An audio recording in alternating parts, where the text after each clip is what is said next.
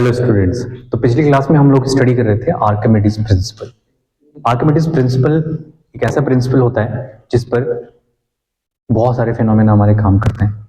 जैसे कि बहुत बड़ा शिप पानी में तैरता है, लेकिन वहीं छोटी छोटी जो आयरन से बनी हुई ऑब्जेक्ट है वो पानी में डूब जाती हैं। इसके साथ ही इसके कुछ ऐसे इंटरेस्टिंग फिनोमेना भी है। कभी तुम लोगों ने देखा होगा कि अगर कोई इंसान दूध में मिलावट कर रहा है तो आप कैसे उसको पकड़ोगे। तो ऐसी मशीन बनी हुई है और वो बेसिकली जो जिस पे बेस्ड है, जिस प्रिंसिपल पे बेस्ड है, वो है आपका आर्किमिडीज प्रिंसिपल। अगर कोई तुम्हारे दूध में मिलावट कर रहा है तो आपको अगर वो मशीन के बारे में मैं बता दूं तो कल उसको पकड़ लोगे? अरे हाँ या ना?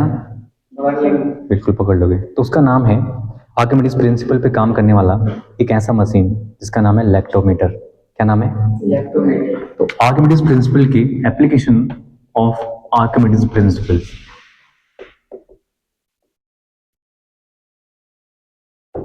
ईपी मतलब आर्किमिडीज प्रिंसिपल। अब आप आर्किमिडीज प्रिंसिपल के एप्लीकेशन में सबसे पहले क्या बताएं? लैक्टोमीटर।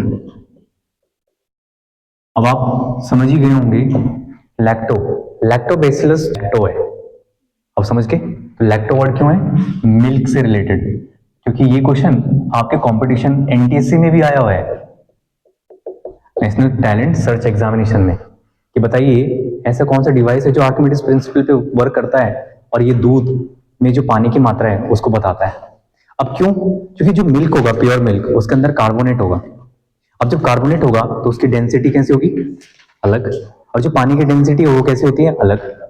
अरे छोटा सा सिंपल सा मानिए एक हनी है, शहद है, तो शहद का डेंसिटी अलग होता है और पानी का डेंसिटी अलग होता है। इसीलिए अगर आप शहद को किसी प्लेट के ऊपर गिराओगे तो उसका ड्रॉप बन जाएगा, लेकिन जहीं पानी को गिराओगे तो एकदम फैल जाएगा, एकदम पाटला की तरह, जैसे पाटला फैल जाता है। तो ठीक है, तो ध्यान रखना है लैक्टोमीटर किसके बेस काम करते हैं? Archimedes principle. कौन सा प्रिंसिपल? Archimedes principle. तो लैक्टोमीटर आप लिख लेंगे थोड़ा सा। Lactometer is based on the Archimedes principle. It used to determine purity of, yes, it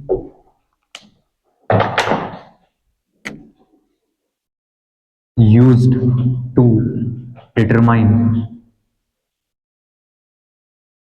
purity of, it is used to determine purity of sample of milk, sample of milk। पहला application यही। दूसरे application की हम बात करते हैं designing ship और submarines. आजकल आपने देखा होगा इंडिया की जैसे विक्रांत है, ये बहुत बड़ी सबमरीन्स हैं। जब से ये पानी के ऊपर आती हैं, इनके ऊपर एरोप्लेन और लड़ाकू विमान एकदम से 2 मिनट के अंदर, 2 सेकंड के अंदर कितनी फास्ट स्पीड से पकड़ लेते हैं।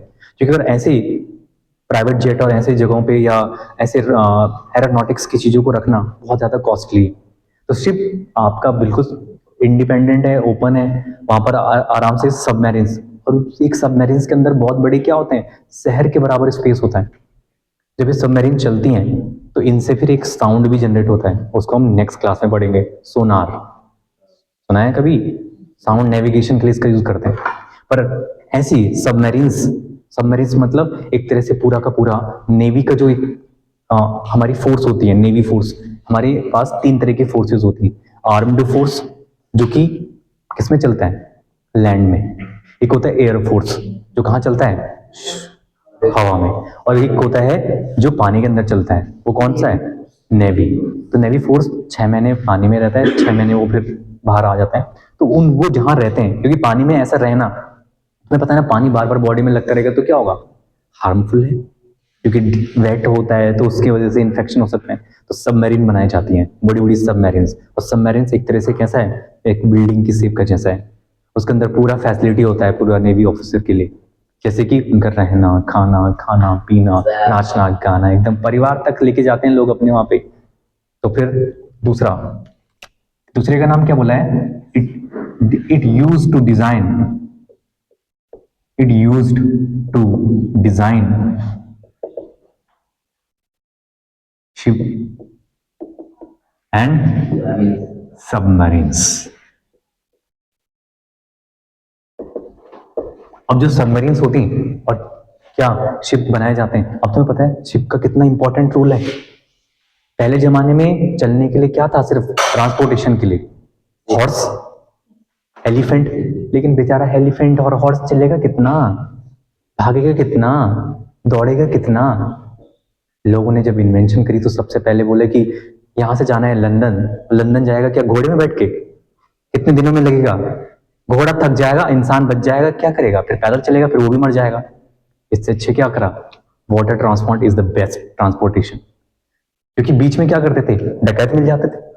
जब यहाँ से डाकू जाते थे इंडिया से निकल दूसरी जगह में, टर्की और ऐसे यूरोप के लोग जो थे, तो वो काफी यहाँ से धन वन लेकर के, सोना, क्या हमारी गोल्डन इंडिया को कहा जाता था, गोल्डन बर्ड, ये राम दुखो के आज कुछ नहीं है इंडिया के पास, ऐसा बोलते हैं लोग, ऐसा कुछ नहीं है। लेकिन उस टाइम के पीरियड के बारे में बात करते हैं जहां पर किसका यूज करते थे, यहां से लेके जाने वाला ट्रांसपोर्टेशन। जैसे उससे क्या होता था, व्यापार भी बढ़ता था।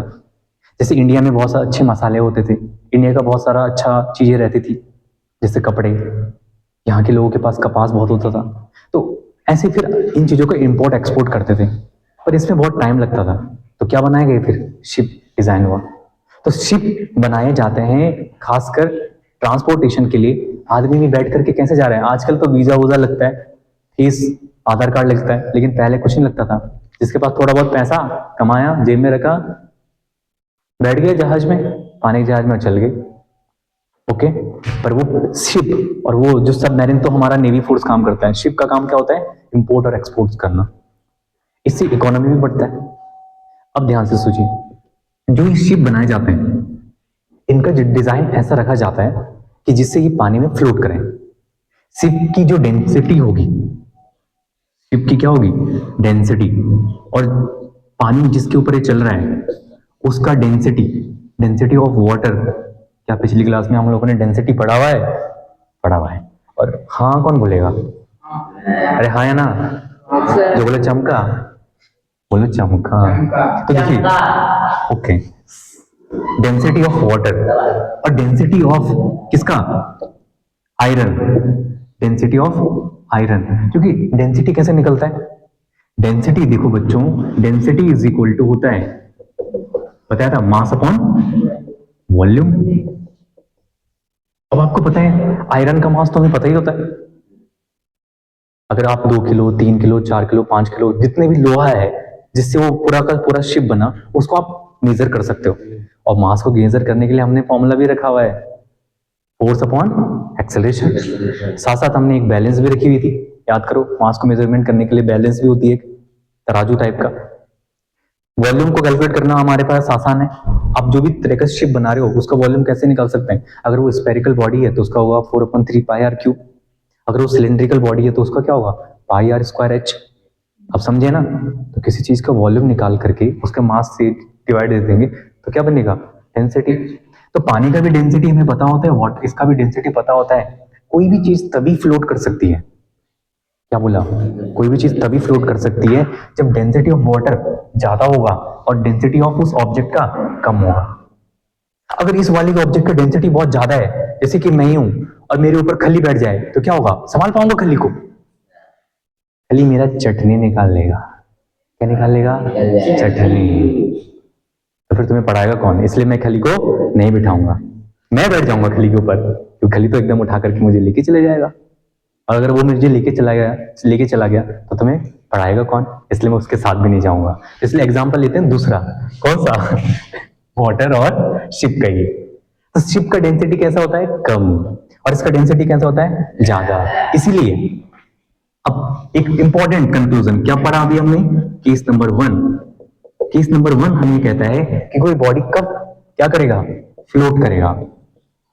तो कोई भी ऑब्जेक्ट फ्लोट तब करेगा अगर डेंसिटी ऑफ क्या, water is greater than density of object.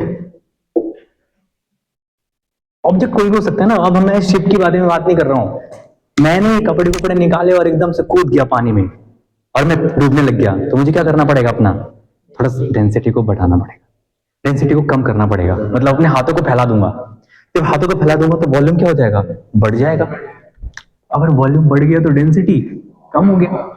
और अगर एक बच्चा गया, तैरना वैरना आता नहीं है और नीचे चल गया, एकदम बन गया उसका सांप, तो तैर पाएगा? क्या करना पड़ेगा? अपने आप को फैलाना पड़ेगा। इसीलिए तैरते टाइम अपने हाथों को क्या करते हैं? थोड़ा सा फैलाते हैं। ठीक है, वैसे मैं भी थोड़ा सा तैरना जानता हूँ, चलेगा कोई मेरे साथ तैरने? तो पढ़ाई कौन करेगा? नेक्स्ट। लेकिन अगर कोई ऑब्जेक्ट डूब रही है, सेकंड क्या बात है? केसेस में पहला सेकंड केस ये है, दूसरा सेकंड ऑब्जेक्ट है सिंक। कोई ऑब्जेक्ट सिंक कब होगा? सिंक मतलब डूबेगा कब? देखो, सिंपल।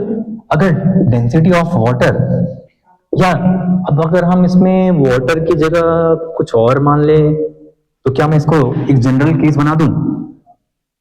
लिक्विड। और अगर लिक्विड प्लस गैस मिक्स हो जाता है तो क्या बनता है? यस। तो अगर मैं बोलूं कि कोई फ्लूइड का डेंसिटी कम हो जाए डेंसिटी ऑफ दूसरे ऑब्जेक्ट से, तो ऑब्जेक्ट क्या करेगा? सिंक करेगा। तो हैव यू अंडरस्टैंड? कोई ऑब्जेक्ट सिंक कब होगा, कोई ऑब्जेक्ट फ्लोट कब करेगा। और तुम लोगों ने कुछ ये भी देखा है कि कोई ऑब्जेक्ट तो आराम से, कोई एकदम मेंढक वाला तैरते हैं। कभी देखा है मेंढक वाला तैरने वाला स्विमिंग? तो मेंढक वाले तैरने वाले स्विमिंग में करता क्या है? वो आराम से लेटा रहता है, और उसके ऊपर अखबार भी डाल दो, ये मार्कर भी डाल दो, एकदम आराम से तैरता रहेगा और अपने अपनी बॉडी को छोड़ देता है। एक ऐसा ही पिटंगा होता है जो पानी में चल पाता है।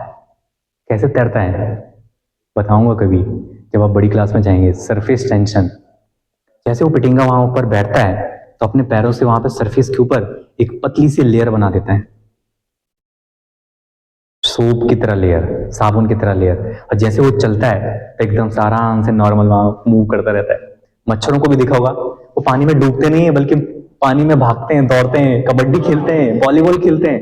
कौन? मॉस्किटोज, मच्छर। तो अब तीसरा केस क्या आ सकता है? तीसरा केस आएगा कि अगर कोई ऑब्जेक्ट ना तो फ्लोट कर रहा है ना तो वो कर रहा है, बिल्कुल कैसे कर रहा है? नहीं, आधा ऊपर है आधा ये, इसको बोलेंगे इक्विलिब्रियम कंडीशन या इमर्स्ड पार्शियली। क्या बोलेंगे? Immersed partially. अगर कोई ऑब्जेक्ट इमर्स्ड पार्शियली, इसका मतलब ऐसा है कि कोई ऑब्जेक्ट ना तो जितना ऊपर है उतना ही नीचे है। ये बोला हमारे बच्चे ने बिल्कुल सही। क्या कहा? कि density of fluid is equal to density of object. तो जब डेंसिटीज इन दोनों की सेम होंगी, तो ऑब्जेक्ट एकदम ना तो जितना ऊपर रहेगा उतना ही नीचे रहेगा। ऐसा आपने कब देखा है? बर्फ। तो देखा होगा जब कोई बनाते हैं, वो सब तो बोल नहीं सकते, नहीं तो बच्चा एकदम, हमारा जो देखने वाला ऑनलाइन बच्चा भी, वो भी कंफ्यूज जाएगा। तो जब गिलास में बेटा बनाया जाता है और उसके ऊपर बर्फ डाला जाता है, तो बनाया क्या जाता है? पानी।